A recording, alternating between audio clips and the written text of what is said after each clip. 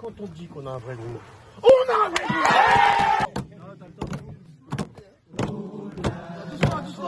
Doucement, oh les gars. On les a chicotés. Oh, un soupçon dans cette putain. Non, hey, rentre. Attention. On les a chicotés. Oh là là, mais qu'est-ce qui s'est passé? On les a chicotés.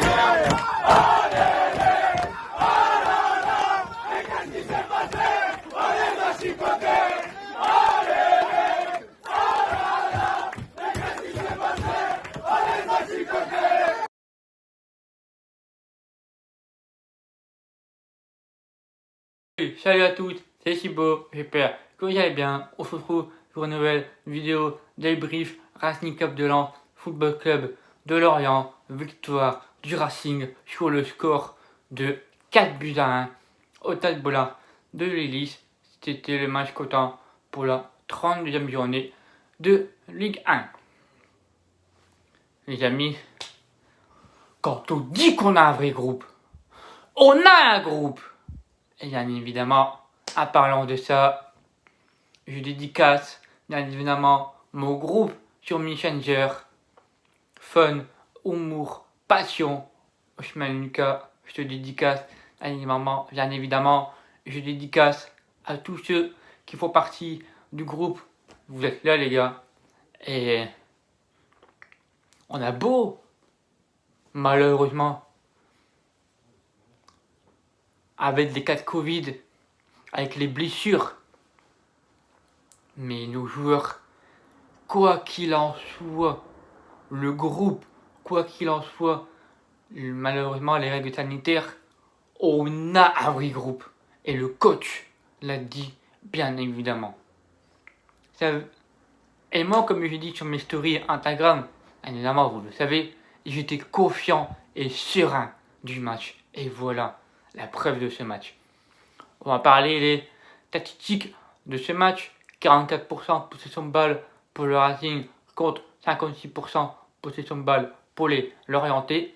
14 tirs, 17 tirs pour les Lorientais. 6 tirs cadrés de chaque.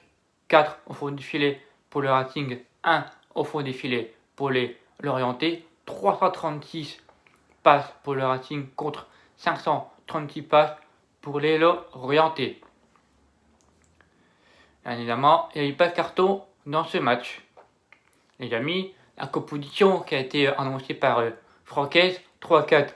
Je vais donner mes avis joueur par joueur et après je vous donnerai mon avis sur ce match. J'aurais eu le cas dans les buts. Jean-Louis il a encore fait des parades dans ce match. Il a été encore une fois décisif. Évidemment, le but, il ne peut extrêmement rien faire. Mais sinon, il nous a fait 2-3 parades par-ci par-là. Donc, encore une fois, un Jean-Louis décisif. La défense. On va parler d'abord de, pour moi, celui qui a été le top, c'est Clément Michelin. Bien évidemment, surtout dans la première mi-temps. Clément Michelin, il a enfin répondu présent sur ce match. Pour moi, c'était l'interrogation de Clément Michelin. Où il va faire jouer Francaise. Et en défenseur central, il a répondu présent. Et ça me fait plaisir de la part de Clément. Surtout, c'est lui qui a défendu Mofi en première mi-temps.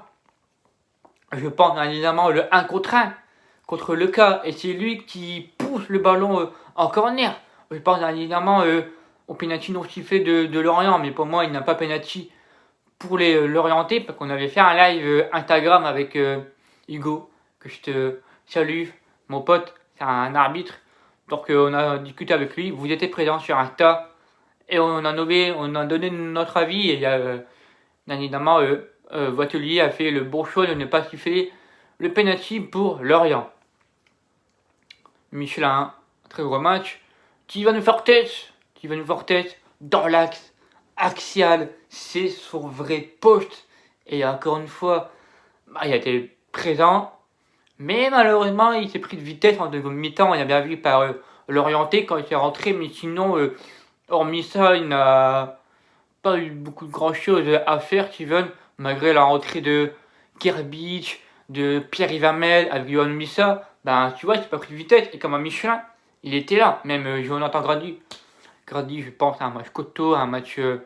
Voilà, c'est Jonathan Grady qu'on connaît depuis le début de saison. Donc pour moi, je n'ai rien à dire. Concernant les Pistons.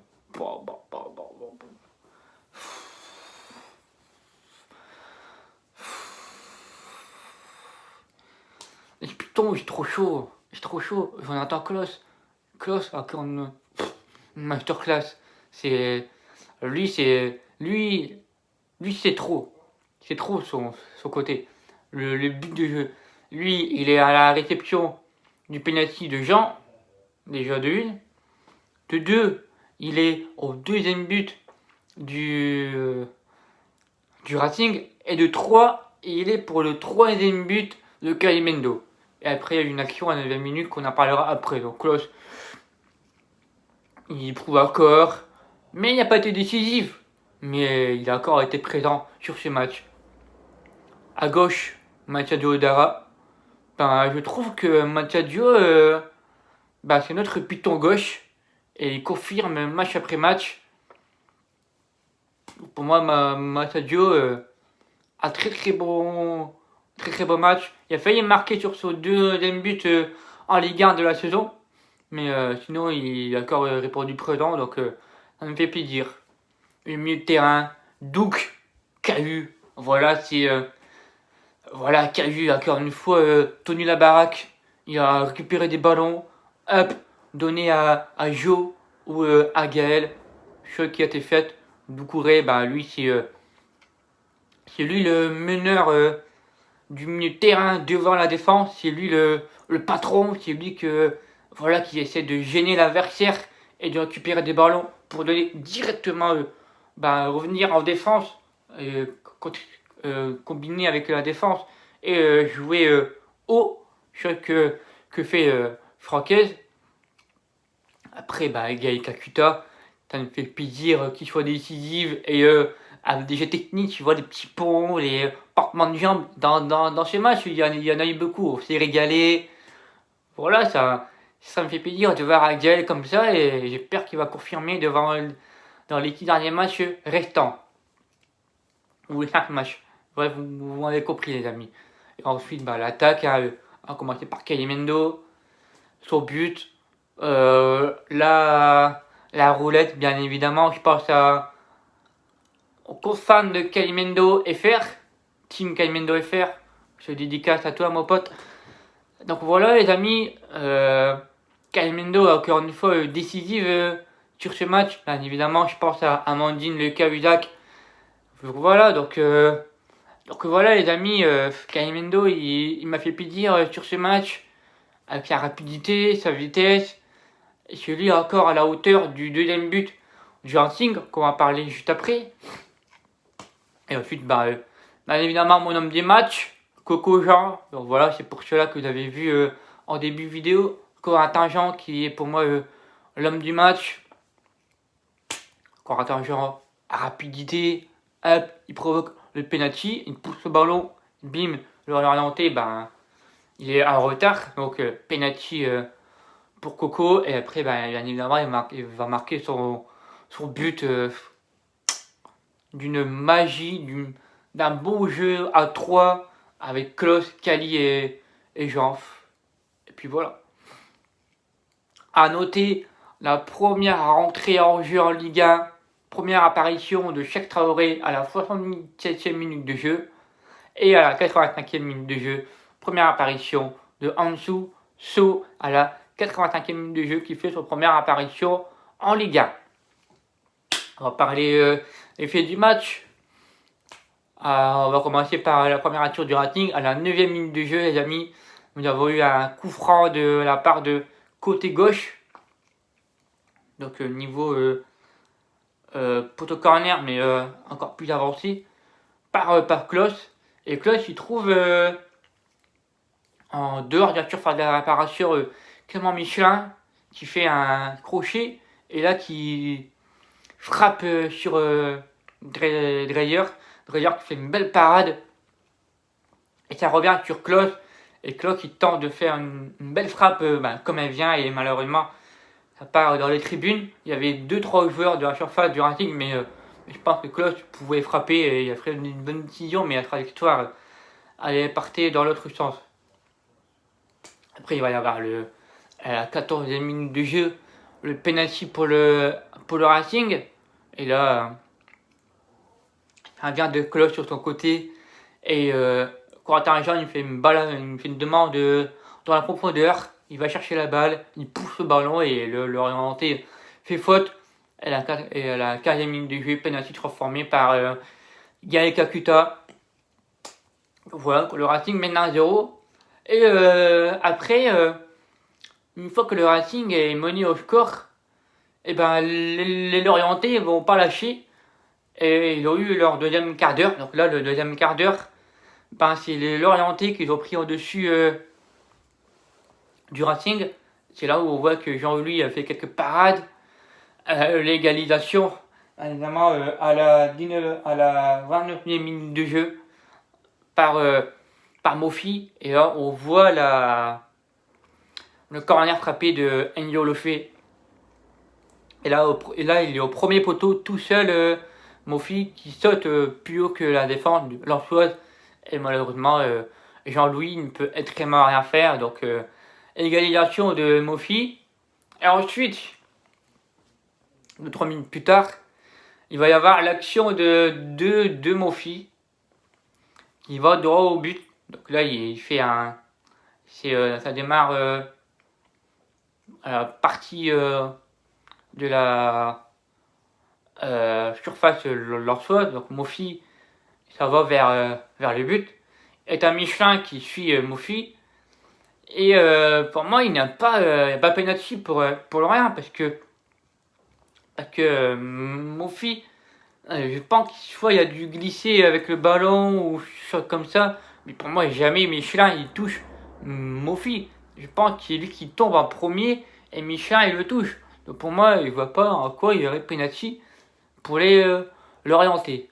Et ensuite, là, le deuxième but leur soit à Bijou. Klos qui trouve Calimendo. Calimendo qui remet à Klos. Klos qui trouve Jean. Hop, dans la profondeur pour Klos. Klos qui centre en retrait pour Calimendo qui ne reprend pas la balle. Et là, ça revient dans les pieds de Jean. Fin de frappe, bam, il élimine 3 joueurs l'orienté. Donc, si tu jettes, et après, but ouvert pour Corentin Jean. Et là, Coco Jean qui transforme son premier but en Ligue 1 avec le Racing. Donc 2-1 à la pause pour le Racing. Au retour des vestiaires, 55e minute de jeu, le Racing a un corner de la part de Jonathan Klos qui trouve Edara à la surface d'éparation qui met sa tête, c'est repoussé par Dreyer. Et puis à la retombée, Calimendo suit et pousse le ballon au fond des filets. 3-1 pour le Racing. Et après, le Lorientais, ils vont essayer de revenir au score. Suite, le Racing a plus de 2 buts d'avance sur Lorient. Donc, Lorient, il essaie de pousser. Il faut rentrer Garbage, l'Orientais, il faut rentrer Pierre-Yves Hamel. Et sur la grosse occasion pour Lorient, pour moi, c'est l'occasion de l'Orientais où il prend de vitesse Fortes. Il le prend de vitesse et malheureusement, il tire complètement à côté. Et après, à la 86e minute de jeu, donc avec l'entrée de Pereira da Costa, d'une magie, ce jeune joueur, il me plaît énormément, le petit David Pereira da Costa. Il est sur son côté gauche, pas mal de jambes, élimine l'orienté. Là, il trouve dans la profondeur une passe sur Simon Banza. Et là, Simon Banza, il vient de provoquer le penalty. Penalty pour Simon Banza. Et là, Simon qui est de 3 formes, 4-1 pour le Racing. On repart avec plus 3 buts d'avance, 3 buts de goal à virage. Ça ne fait plus dire. On a 52 points et 50 points sont acquis peut-être pourquoi pas atteindre les 60 points. On verra bien, on fera les compteurs à la fin de saison. Là, on met plus 3 pour les Montpellier, sur les Marseillais, suite au match nul contre Montpellier. Donc Montpellier, 6 points de retard sur le Racing. Marseille, 3 points de retard sur le Racing. Et, suite à la victoire du Stade Rennais contre les Nantais 1-0, suite à un magnifique but de Terrier. D'ailleurs, il est beau le but de Martin Terrier. Et les Rennais sont à 4 points de retard sur le Racing. Donc voilà, les amis, si vous voulez savoir les matchs des 3 derniers, le match de Marseille jouant contre Lorient, les Rennais se déplaceront à Angers et Montpellier se déplaceront ce soir contre le LOSC. Donc voilà les amis, mon homme du match, vous l'avez bien vu en début de vidéo et en début de vidéo où je fais joueur par joueur, évidemment, Corentin Jean. N'hésitez pas à commenter quel était votre homme du match. Le quintet, j'ai eu 1, c'était sur Cheikh Doucouré, où j'ai mis 4ème, c'était à la bonne position, donc j'ai eu le point du Cheikh Doucouré, mais sinon j'ai rien d'autre. Mon prono, j'avais dit 2-0, et là il y a 4-1. Et en composition, j'ai eu 9 sur 11. En commentaire, n'hésitez pas à me donner votre avis sur ce match, votre copo, combien avez-vous eu de points sur la copo, le quintet, combien avez-vous eu de points, et bien évidemment, quel était votre homme du match. Donc voilà les amis, n'hésitez pas à vous abonner en fin de vidéo sur les différents réseaux sociaux, mon Insta, TikTok et ma chaîne Twitch. Donc voilà les amis, et on va vous retrouver demain pour l'avant-match Stade Brestois, Racing Club de Lens pour la 33e journée de Ligue 1. Et surtout, prenez soin de vous, passez une bonne journée. Et puis on se retrouve à demain. Allez, surtout, profitez des vôtres. Et l'enfant un jour, l'enfant toujours.